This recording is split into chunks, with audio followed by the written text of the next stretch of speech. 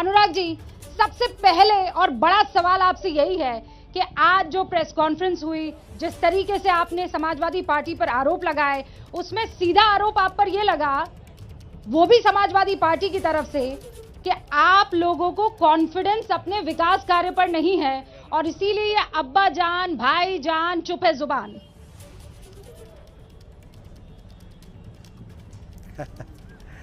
देखिए, पहली बात मैं कहूंगा, आप जो कह रहे थे उत्तर प्रदेश का राजा कौन होगा, राजा नहीं, सेवक ही होगा। सेवा पहले भी योगी जी ने की है, आगे भी मोदी योगी जी की डबल इंजन की सरकार बनेगी। पहली बात मैं कहूँ, 5 सालों में हमने गुंडाराज, माफियाराज मुक्त उत्तर प्रदेश किया है। दूसरी बात, गरीब कल्याण के काम किए हैं, 43 लाख पक्के मकान बना कर दिए हैं और साथ ही साथ हमने 1.5 करोड़ घरों तक बिजली पहुंचाई, हर घर को मुफ्त में बिजली दी है, 4-4 LED के बल्ब दिए हैं, 1 करोड़ 86 लाख बहनों को रसोई गैस के सिलेंडर दिए, तो 15 करोड़ लोगों को 2 बार महीने में मुफ्त में राशन दिया, 15 करोड़ लोगों को 5 लाख का इलाज मुफ्त में दिया। उत्तर प्रदेश में 5 एक्सप्रेसवे बनाए हैं, 5 अंतर्राष्ट्रीय एयरपोर्ट बनाए हैं, 21,000 किलोमीटर की सड़क बनाई है, 59 मेडिकल कॉलेज उत्तर प्रदेश में बनाए हैं। ये पिछले 70 साल के आंकड़े देखेंगे उससे ज्यादा है। मैनिफेस्टो क्यों याद आया, जिसको पढ़कर आपने बकायदा मीडिया कर्मियों को सुनाया, देश की जनता को सुनाया, इन विकास कार्यों को आगे क्यों नहीं लाया गया फिर? मैं धन्यवादी हूं, आपने सवाल पूछा। अभी मैंने योगी सरकार की उपलब्धियां 1% नहीं गिनाई थी, आपने बीच में ही पिछली बात की, क्योंकि मीडिया भी शायद उपलब्धियों को सुनना नहीं चाहता। लेकिन मैं एक बात जरूर कहना चाहता हूं, उपलब्धियां गरीब कल्याण की हैं, इसको निरंतर आगे जारी रखेंगे, लेकिन सुरक्षा किसी भी देश और प्रदेश के लिए सबसे महत्वपूर्ण है। और अगर 2008 के अहमदाबाद बम धमाकों का निर्णय न्यायालय ने दिया है और 49 ऐसे आतंकवादियों को, 38 को फांसी और 11 को ताउम्र कैद दी है, तो ये स्पष्ट दिखाता है कि 2008 में मोदी जी ने मुख्यमंत्री रहते हुए 19 दिन के अंदर आतंकवादियों को गिरफ्तार करके ये बड़ा काम किया था, SIT का गठन किया था। जीरो टॉलरेंस तब भी आतंकवाद के खिलाफ भारतीय जनता पार्टी की थी, आज भी है। मोदी जी ने अंतर्राष्ट्रीय प्लेटफॉर्म्स पर भी इसको उठाया है दुनिया भर के नेताओं के साथ। और मैं एक बात आपके इस शो पर जरूर कहना चाहता हूं, अखिलेश जी ने 2012 में वायदा किया था कि वो सत्ता में आएंगे तो 2000 नहीं सुनिए 2000 रोज भी पहुंचाने की कोशिश करे अनुराग जी, उनको सलाखों के पीछे जाना होगा। लेकिन मेरा सवाल ये है अनुराग जी कि आज जब आप ये कह रहे थे सलाखों के पीछे भी जा रहे हैं, फांसी भी, उसके जवाब में अखिलेश यादव ने ये कहा, हाँ मेरा सवाल सुनिए ना अनुराग जी, अखिलेश यादव ये आरोप लगा रहे हैं कि आप दोनों जब ये ब्लास्ट हुआ था एक ही गाड़ी में मौजूद थे, आप डिफेंस ऑफिस जा रहे थे, वहां पर किसी तरह का कोई एक्सरसाइज, कोई कार्यक्रम था। अगर आप उनको आतंकी कह रहे हैं तो वो कह रहे हैं फिर इस लिहाज से आप भी आतंकी। मैं इस सवाल के जवाब में नहीं जाना चाहती, मैं ये जानना चाहती हूँ कि क्या वाकई आप दोनों साथ किसी कार्यक्रम में उस वक्त जा रहे थे, एक ही गाड़ी में मौजूद थे या किसी काफिले में एक ही मौजूद थे? मुझे लगता है अखिलेश जी को सवालों को मोड़ना बड़ी अच्छी तरह आता है। क्या ये मना करेंगे कि आतंकवादी जिसको फांसी की सजा हुई, उसके पिता मिस्टर समाजवादी पार्टी के नेता हैं, अखिलेश जी के साथ उनके घनिष्ठ संबंध हैं। उत्तर प्रदेश के अखिलेश जी मुख्यमंत्री थे तो अपने घर पर उनको बिरयानी खाने के लिए बुलाया था। कई तस्वीरें अखिलेश जी की उनके साथ दिखाई देती है।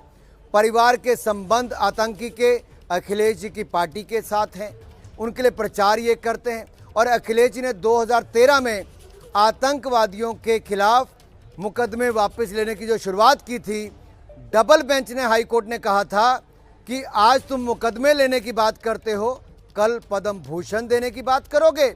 ये तमाचा था अखिलेश यादव जी के खिलाफ, लेकिन ये कोई नई बात नहीं थी। आतंकियों का साथ अखिलेश जी सदा देते रहे, आतंकवादियों को संरक्षण देते रहे। मैं इसलिए कहता हूं क्योंकि अगर ये नहीं देते तो ये मुकदमे वापस नहीं करते, उनके परिवार के लोगों को बिरयानी पे नहीं बुलाते। अबू आजम खान उनके आतंकवादियों के घरों के जा जाते हैं सतावना बांधने के लिए। वो ये कह रहे थे अनुराग जी, वो ये कह रहे थे कि आपने बिल्कुल ऐसा ही जी। एक फॉर्मूला दिल्ली के चुनावों में लगाने की कोशिश की थी, जब एक नारा आपकी तरफ से बुलंद किया गया था, देश के गद्दारों को, और बाकी मैं नहीं कहूंगी, लेकिन वहां जीत किसी और की हुई। यही फॉर्मूला आपके विपक्षी और विरोधी ये कह रहे हैं कि आप उत्तर प्रदेश में बनाने की और लाने की कोशिश कर रहे हैं। इन आरोपों का कैसे जवाब देंगे? मैं केवल याद करवाने की कोशिश कर रहा हूं कि जब बाटला हाउस कांड हुआ तो सलमान खुर्शीद जी ने बड़ा सीना ठोक ठोक कर कहा कि आतंकवादियों के मरने पर उनके परिवारों के घरों में सोनिया गांधी जी गई उनसे मिलने और फूट फूट कर रोई। ये मैंने नहीं कहा, ये सलमान खुर्शीद जी ने कहा।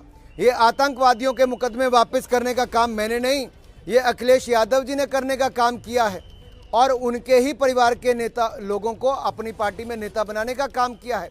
ये नाहिद हसन अब और ये आपके अतीक अहमद, मुख्तार अंसारी, यूनुस खान, आजम खान, ये कौन है सब लोग? ये जेल और बेल वाले इनकी लिस्ट के हैं, इनके उम्मीदवार हैं। ये उम्मीदवार कम, जनता की उम्मीदों पर वार करने वाले ज्यादा हैं। अखिलेश यादव जी इससे अपना पीछा नहीं छुड़ा सकते, इसलिए एक सूची के बाद दूसरी चार सूची नाम कभी गिनाए नहीं हैं, आएंगे। मैं लेकिन साफ कहना चाहता हूं अखिलेश उनकी तरफ से जी की एक ही सरकार- नाम गिनाया जा रहा है। वो सिर्फ दो ही व्यंजन इस्तेमाल कर रहे हैं और वो दोनों व्यंजन है टेनी।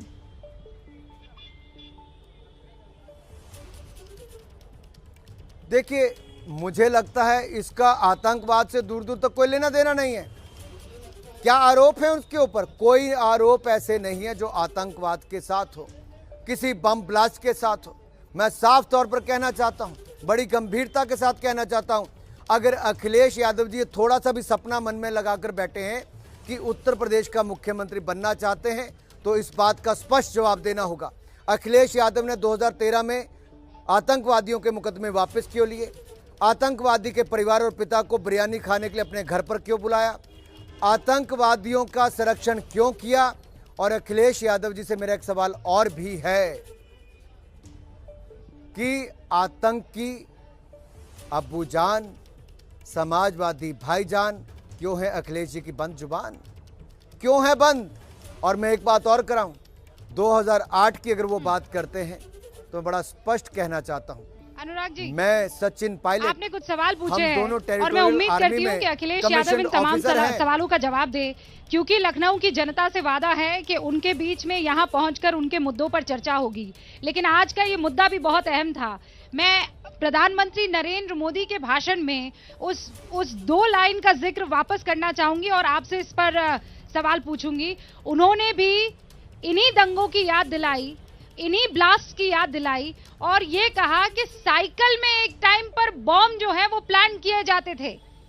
साइकिल इस वक्त यहां अगर मैं लखनऊ और उत्तर प्रदेश की बात करूं तो हर किसी को पता है किस पार्टी का चिन्ह है। कौन सा कनेक्शन भिड़ाने की या लगाने की कोशिश हो रही थी? देखिए, समाजवादी पार्टी ने, अखिलेश यादव जी ने पहले भी कहा कि सिम्मी पर बैन नहीं लगना चाहिए, सिम्मी जो आतंकवाद को बढ़ावा देती है। मोदी जी ने सिम्मी की भी कमर तोड़ी, इंडियन मुजाहिदीन की भी कमर तोड़ने का काम किया है और अखिलेश यादव जी ने उनके समर्थन में खड़े होने का काम किया है। और जहां तक साइकिल की बात है, अहमदाबाद के बम धमाकों में कोने कोने में साइकिलों पर बम लगाए गए थे और इन बम धमाकों के तार साइकिल वाली पार्टी के साथ जुड़े हैं। उनके नेता वो हैं जो समाजवादी पार्टी के लिए वोट मांगते हैं और वही नेता, उनका बेटा आतंकवादी है जिसको अनुराग फांसी जी, की अब एक सजा आखिरी सवाल अहमदाबाद है। के बम आप धमाकों में सूचना होती एवं है। प्रसारण और मंत्री अखिलेश हैं। यादव, आप केवल ये सूचना दे रहे हैं या देश की जनता को ये भी सूचना देंगे कि कड़ा एक्शन होगा?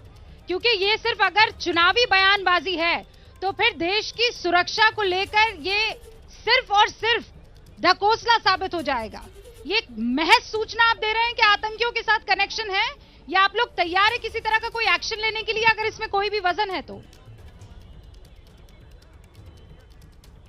अगर आप पिछले 5 साल उठाकर देखें, मुख्तार अंसारी आज उत्तर प्रदेश में नजर नहीं आता, अतीक अहमद नजर नहीं आता। जो बड़े बड़े अपराधी दंगई थे उत्तर प्रदेश से साफ हो गए हैं। माफिया को माफ नहीं किया, साफ करने का काम किया है। और जो भी आतंकवाद में इन्वॉल्व थे उनको 19 दिन के अंदर एसआईटी का गठन करके गिरफ्तार किया गया। वहाँ के न्यायालय ने उनको फांसी की सजा सुनाई है और ये हमने देश के सामने रखा है कि कोर्ट में भी उस आतंकवादी के एडवोकेट ने क्या कहा कि इस आतंकवादी का पिता समाजवादी पार्टी का नेता है। ये मैंने नहीं कहा, उसके ही एडवोकेट ने कहा और उसी आतंकवादी के पिता को अखिलेश यादव जी ने अपने मुख्यमंत्री निवास पर बुलाकर अनुराग जी, आप ये कह रहे हैं कि इस बार इन चुनावों में और इनफैक्ट चौथे फेज के बाद से आतंकवाद एक बहुत अहम मुद्दा हो जाएगा, स्पेशली जब 38 लोगों को फांसी की सजा अहमदाबाद के उस ब्लास्ट केस में सुना दी गई है। अनुराग ठाकुर साहब, बहुत बहुत शुक्रिया एबीपी न्यूज के साथ जुड़ने के लिए और आगे भी आपसे इस मसले पर हम चर्चा करते रहेंगे। सवाल जवाब का ये सिलसिला आगे भी जारी रहेगा। बहुत बहुत शुक्रिया अनुराग जी।